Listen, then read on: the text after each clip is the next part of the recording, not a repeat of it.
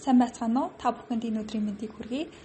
Хадгалан зэлийн хоршооны нэгтлэн бодох бүртгэлийн 9. Хадгалан зэлийн хоршооны үйл ажиллагаа эрхлэхэд тавигдах нөхцөл шаардлагын 2.1.7.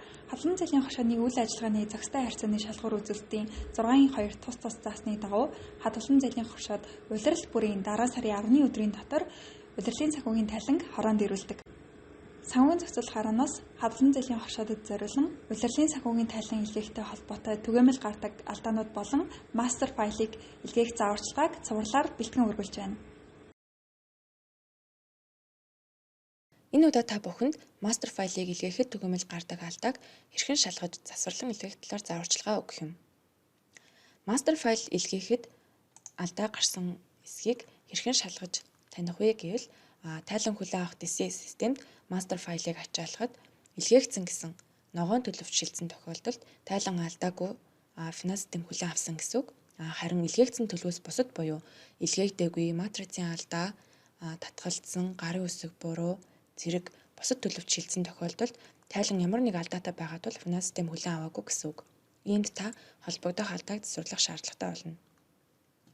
Хадгаламж зэлийн хоршоодын улирлын санхүүгийн тайлангаа илгээхэд түгээмэл гардаг алдаануудын талаар зааварчилгааг хорооны вебсайт болох www.frcc.in хаягаар нэвтрэн ороход цахим тайлан хэсгийн мастер файл татаж авах хэсэгт хадгаламж зэлийн хоршоодод анхааруулга гэсэн хэсэгт бол хадгалан зэлийн хоршоодын улирлын санхүүгийн тайлан илгээхэд гардаг түгээмэл алдаа түүнийг засварлан илгээх талаар зааварчилгааг энд дарж үзнэ үү гэсэн энэ холбоосон дээр дарснаар харах боломжтой байгаа. За тэгэхээр ачаалж байна гэсэн алдаа төлөвч шилжсэн тохиолдолд энэ нь бол тайлан финанс систем хүлээн авч шалгаж байгаа тул өөр ортол төр хүлээх шаардлагатай. За харин илгээгдсэн гэсэн ногоон төлөвч шилжсэн бол өмнө дурдсанчлан финанс систем хүлээн авсан гэсэн үг. За бусад түгээмэл гардаг алдаануудын хувьд татгалзсан, хөрвсөн, SB буруу, гарын үсэг буруу, файлын нэр буруу, матрицын алдаа, error, илгээгдээгүй зэрэг алдаанууд гардаг байгаа. За иймд эдгээр алдааг ямар алдаанаас болж үүсдэг болон хэрхэн засварлах талаар танилцуулъя. За татгалзсан гэсэн төлөвт орсон бол та мастер файлын нэрийг өгөхдөө хугацааг ирээдүйд цагаар өгсөн эсвэл хянан шалгагч ирүүлсэн тайлан зөвшөөрсөн байхад тайлан мэдээг дахин илгээх гэсэн хоёр шалтгаанаас үүдэн уг алдаа гардаг байгаа. За яг энэ жишээн дээр харахад бол татгалзсан гэдэг алдаан дээр зарахад алдаа нь feature did not allowed гэж байна. За энэ маань бол 1 2 3 4 5 6 9 регистрийн дугаартай хадгаламж зэлийн хоршоо маань 2021 оны 4-р улирлын тайлан илгээхдээ файлын нэрийг одоо 2022 оны 1-р улирлаар болгон одоо SCCN 1 2 3 4 5 6 9 Q01 2022 гэж буруу өгсөн байна. Үүнээс үүдэн алдаа гарсан байна. За энэ нь бол хугацааг ирээдүйд цагаар өгснөөс үүдэн алдаа гарсан гэсэн үг юм. За иймд хороонд илгээсэн мастер файл илгээгдсэн төлөвч шилжсэн тохиолдолд хорооны хянан шалгагч дахин илгээх талаар мэдэгдээгүй бол дахин илгээхгүй байх шаардлагатай. За мөн мастер файлыг нэрлэхдээ тайланд улирал оныг буруу оруулсан эсхийг дахин шалгаж засварлан илгээх шаардлагатай. За SB буруу буюу санхүүгийн байгууллага буруу гэсэн төлөвт шилжсэн байна. За энэ алдаа бол санхүүгийн байгууллага эсвэл нэвтрэх эрхийн баталгаажуулалт нь алдаатай гэсэн байна. За тэгэхээр мастер файлыг нэрлэхдээ регистрийн дугаарыг буруу оруулсан эсвэл тайлан нэрлэх SCCN регистрийн дугаар Q тайланд улирал on гэсэн загварын дагуу нэрлээгүй тохиолдолд энэ алдаа заадаг байгаа. За эсвэл өөр хадгаламж зэлийн хоршооны DCS системээр нэвтэрсэн буюу өөр байгууллагын эрхээр өөрийн хадгаламж зэлийн хоршооны тайланг ачаалсан зэрэг алдаанаас үүдэн одоо SB буруу буюу санхүүгийн байгууллага буруу гэсэн алдаа маань заадаг байгаа. За жишээ олгон харуул 1 2 3 4 5 6 9 регистрийн дугаартай хадгаламж зэлийн хоршоо маань регистрийн дугаараа буруу оруулж SCCN 1 2 3 4 5 6 7 Q04 2021 гэж мастер файлыг нэрлснээс үүдэн энэ алдаа заасан байна. Энэ тохиолдолд өөрийн байгууллагын DCS-ээр орсон эсэх болон мастер файлын нэрийг зааврын дагуу үнэн зөв өгсөн эсхийг шалгаж засварлан илгээнэ. За дараагийн алдаа болох файлын агуулга буруу болон файлын нэр буруу төлөвт шилжсэн бол хэрхэн засварлах талаар зааварчилгааг өгье. За тэгэхээр энэ төрлийн алдаа маань бол мастер файлын нэршлиг зааврын дагуу өгөөгүй эсвэл мастер файлыг хадгалахдаа MS Excel өргөтүүлийг буруу хадгалснаас үүдэн энэ алдаа гардаг. За жишээ харуулах юм бол 1 2 3 4 5 6 9 регистрийн дугаартай хадгаламж зээлийн оршоо маань оршооныхоо мастер файлыг SCCN 1 2 3 4 5 6 9 Q04 2021 цэг XLS гэж одоо буруу хадгалсан байна. Үүнээс үүдэн файлын нэр буруу гэсэн алдаа заасан байна. За энэ дээдх жишээг харуулах юм бол энэ оршоо маань SCCN 1 2 3 4 5 6 9 Q04 2021 гэж файлын нэршлиг зөв өгсөн боловч MS Excel-ийн өргөтгөлийг XLSB буюу Excel Binary Workbook өргөтгөлөөр хадгалснаас үүдэн энэ алдаа заасан байна. За ийм та мастер файлын нэрийг зааврын дагуу зөв өгсөн хэсгийг шалгаж засварлах эсвэл мастер файлын MS Excel өргөтгөлийг XLSX буюу Excel Workbook өргөтгөлөөр хадгалж илгээх шаардлагатай. За хэрхэн зөв өргөтгөлөөр хадгалахыг та бүхэнд харуулъя. За бэлэн болсон мастер файлыг хадгалахдаа файл хэсэг дээр очиод Save As гэснээр дарж одоо хадгалах байршлаа сонгоно. За ингээд Save As Type хэсэг дээр бол Excel Workbook гэсэн энэ өргөтгөлийг сонгож хадгалах байгаа. За өргөтгөлөөс үүдэн алдаа заасан тохиолдолд та бүхэн шинээр мастер файл татан авч дахин шивж зөв өргөтгөлөөр хадгалан илгээх шаардлагатайг анхаарна. За дараагийн алдаа болох матрицын алдаа гэсэн төлөвт орсон бол энэ нь буруу мастер файлаар илгээсэн буюу мастер файлыг шинжилэн татаж илгээгүйгээс үүдэн гарсан алдаана гэсэн үг.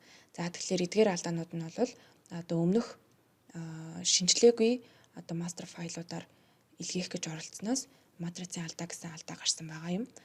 За иймд мастер файлыг энэ заавруудын нэг дэх хичээл буюу одоо мастер файлыг хэрхэн татан авч илгээх тухай зааварч заасны дагуу татаж шивж илгээх шаардлагатай. За мөн мастер файлыг зааврын дагуу нэрлээгүйгээс үүдэн энэ алдаа заадаг. За энэ жишээ харуулбал 1 2 3 4 5 6 регистрийн дугаартай хадгаламж зээлийн оршоо маань мастер файлыг нэрлэхдээ SCC 1 2 3 4 5 6 9 Q 01 2022 гэж SCC-ийн ард энэ үсгийг оруулаагүй илгээснээс болоод матрицын алдаа заасан байгаа юм аа. Иймд та нэршлиг дахин шалгаж засварлан илгээх шаардлагатай. За дараагийн алдаа болох error эсвэл илгээгдээгүй гэсэн төлөвт орсон бол та тухайн алдаан дээр дарж яг ямар төрлийн алдаа альж одоо шийтэн дээр гарсан бэ гэдэг алдааг одоо харах боломжтой. За тэгэхээр энэ дээр бол импортлсон гэх ногоон гарсан нь бол ямар нэгэн алдаагүйгээр тайлан бол алдааг байна гэсэн үг. Харин алдаатай гэж заасан шит нь бол баланс шитийн алдаа байна. За тэгэхээр баланс шит дээрх нийт зээлийн дүн зөрсөн байна. За үүнийг энэ тайланг ингээ харах юм бол баланс шит дээрх нийт зээлийн үлдэгдэл бол 18,750,000 байна. Гэтэл энэ дүн маань бол лоун шитний нийт зээлийн үлдэгдлийн дүнтэй тэнцүү байх шаардлагатай. За гэтэл одоо нийт зээлийн үлдэгдэл бол 14,815,467 төгрөг гэж оруулсан нь балансын дүн зөрүүтэй байна гэдэг ингээ гарч ирсэн байна. Тэгэхээр энэ алдаанаас үүдэн тайлан маань илгээгдээгүй байна. Тэгэхээр та энэ алдаагаа засварлан дахин илгээх шаардлагатай гэсэн үг. За тэгэхээр та илгээгдээгүй тохиолдолд тухайн алдаа болгоныг аль шитэн дээр одоо ямар алдаа гарсан бэ гэдэг ингээд харж дэлгэрэнгүүдээ харж болно гэсэн үг. За нэг хадгаламж зээлийн оршуудыг тайлан илгээхтэй холбоотой төгөөмөл гардаг энэ алдаануудыг хэрхэн засварлах талаар зөр орчуулгын нэр бол яг энэ алдаануудыг нэг бүрчлэн ингээд оруулж өгсөн байгаа. За тэгэхээр яг энэ жишээн дээр ингээд харахад бол энэ алдаа маань бол тухайн тайлангийн зориулалт гэсэн сонголттой утгыг гараас сонгоогүй одоо өөрөө одоо энд өөр газраас копи одоо хийгээд хуулж тавьсан. За эсвэл гараас шивснээс одоо энэ алдаа гарч байгаа гэсэн үг. За тэгэхээр та бүхэн одоо тухайн зориулалт дээр энэ суман дээр дараад яг зориулалтыг нь одоо сонгож ингэж шивж оруулах шаардлагатай байгаа. За дараагийн алдаа гэвэл одоо ийм алдаа байх юм бол энэ одоо хэвийн хугацаат ирсэн хэвийн эргэлзээтэй хэвийн бас муу гэсэн юм англил байна. За энэ нь мөн л адиляг нь хөрөнгийн ангилалт одоо активын ангиллыг гараас сонгоогүй шивж оруулсан эсвэл бол копи паст хийснээс үүдэн гарч байгаа гэсэн үг. За гараас сонгох утгууд нь бол ингэ байгаа. Энэ гурвалжин сумн дээр дараад гарч ирж байгаа. За дараагийн алдааны хувьд бол формат буруу гэсэн юм алдаа байна. За тэгэхээр энэ маань яасан бэ гэхээр буруу форматаар одоо огноог оруулсан байна гэсэн үг.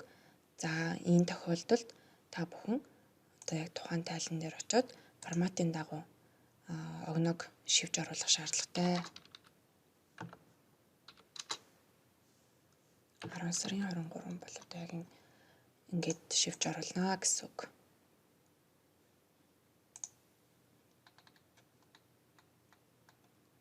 За дараагийн алдаа маань бол одоо ийм алдаанууд гарч байгаа тохиолдолд өмнөх хичээлүүд дээр яг энэ алдаанууд